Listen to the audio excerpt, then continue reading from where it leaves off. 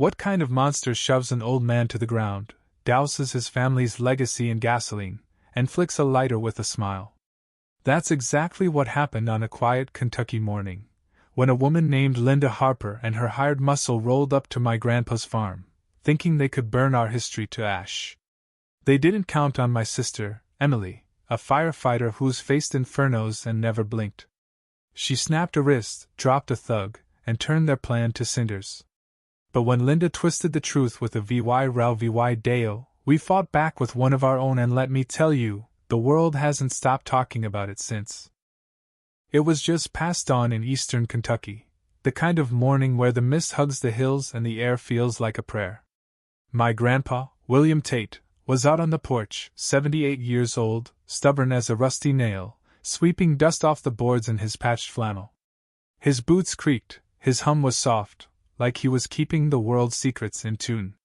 Behind him stood the barn, built in 1953 by his daddy's hand, scarred, sagging, but proud.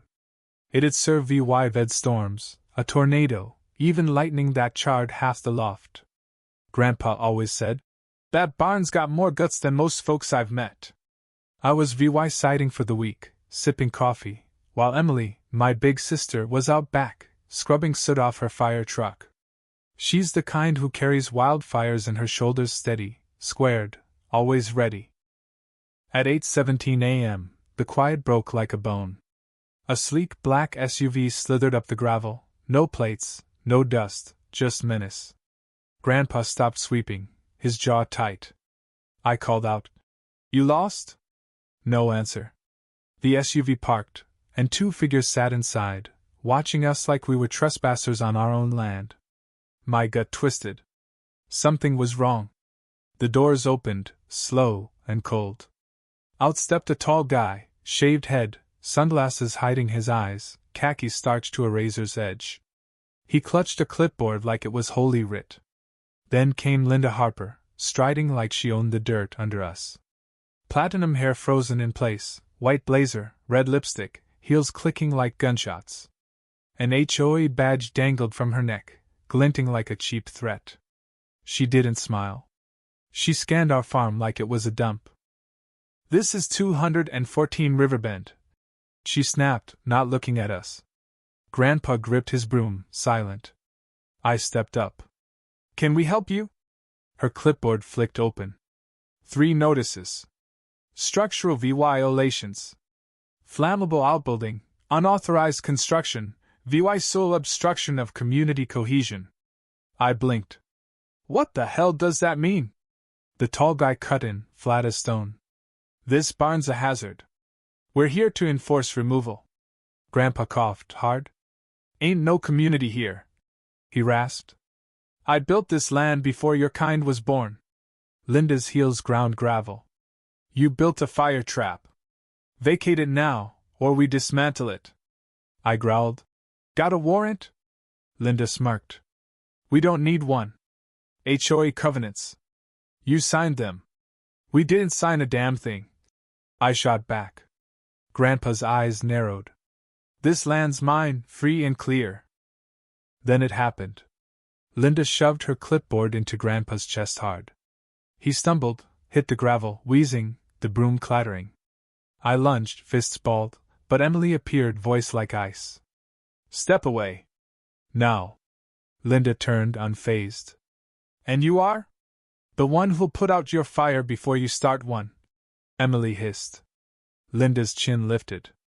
"Obstruction's a finable offense." Emily stepped closer. "Try burning that barn, and I'll show you enforcement." The air froze. Nobody moved. The barn stood, silent, daring them to try. Linda waved a hand. 5 minutes, or we start forced compliance." The tall guy grabbed a canister of accelerant and an ignition device from the SUV. My blood ran cold. "You're insane!" I yelled. Linda didn't blink. "Standard HOA policy. Controlled demonstration." Emily's voice sliced through. "Put it down." The guy hesitated. Linda sneered. "Unless you're a lawyer, back off." Emily didn't flinch. "I'm certified in breaking jaws." Grandpa coughed again, collapsing, gasping. I screamed. He can't breathe. Linda checked a box on her clipboard, unmoved. That's when Emily snapped. She moved like fire itself, fast, unstoppable. She grabbed the guy's wrist, twisted. Crack. The canister hit the ground. He screamed. She pivoted, elbow to his nose. Blood sprayed, sunglasses shattered, and he dropped. Linda shrieked, not scared, just pissed. You'll be arrested! Emily wheeled on her. Try it. Linda fumbled for her phone, no backup, no radio. The only sound was Grandpa's wheezing and the hiss of spilled accelerant. Linda's smugness faded, but she smiled a snake's smile. She'd been recording. Keep going, she cooed. The camera loves a thug. Emily stepped forward. You call burning our barn unprovoked? Linda angled her phone, cutting out the truth: Grandpa's fall, the gasoline, her fake badge. She didn't need facts, just a story. You'll regret this, Linda purred, pocketing her phone. Check your notifications. She stepped over her bleeding goon, got in the SUV, and drove off. Minutes later, my phone blew up.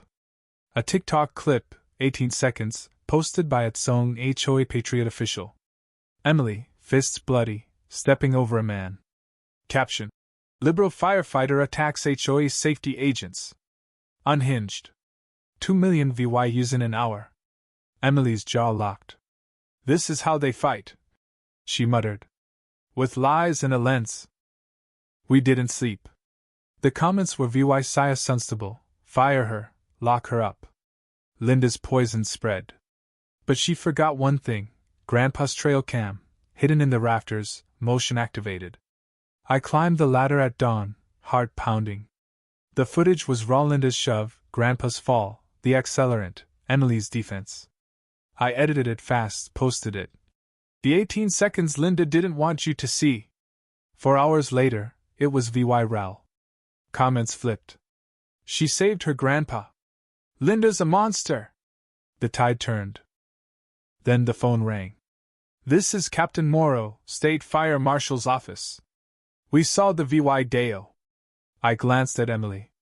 She nodded. I'm listening, I said. Morrow's voice was steady. You're not the only ones Linda's targeted. We met him the next day, his office thick with scorched files. He showed us photos: burned sheds, forged notices, a 91-year-old woman EVY Ted over, hazardous beehives. Linda wasn't just a bully, she was a predator, tied to Harper Development Group, buying land through fear. Extortion, Morrow called it.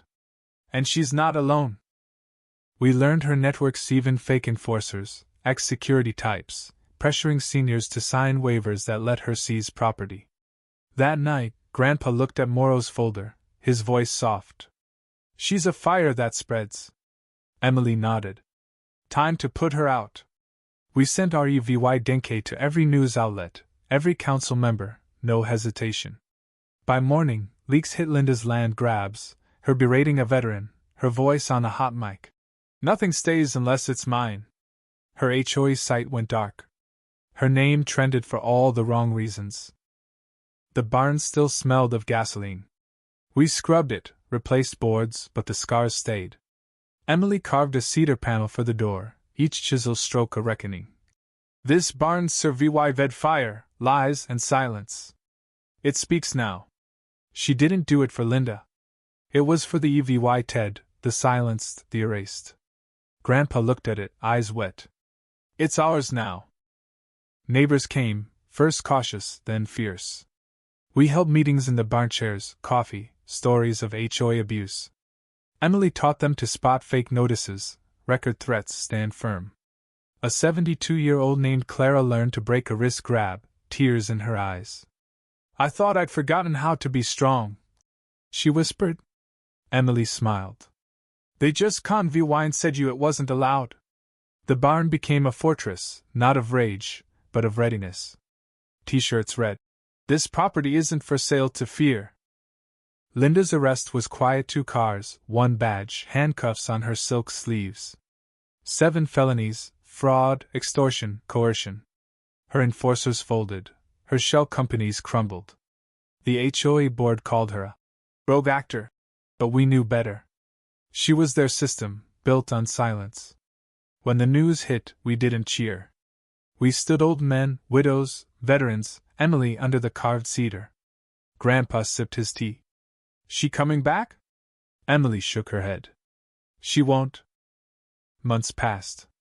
The media faded, but the barn stayed full every Sunday. Voices, not outrage. A smaller sign went up. Justice doesn't knock.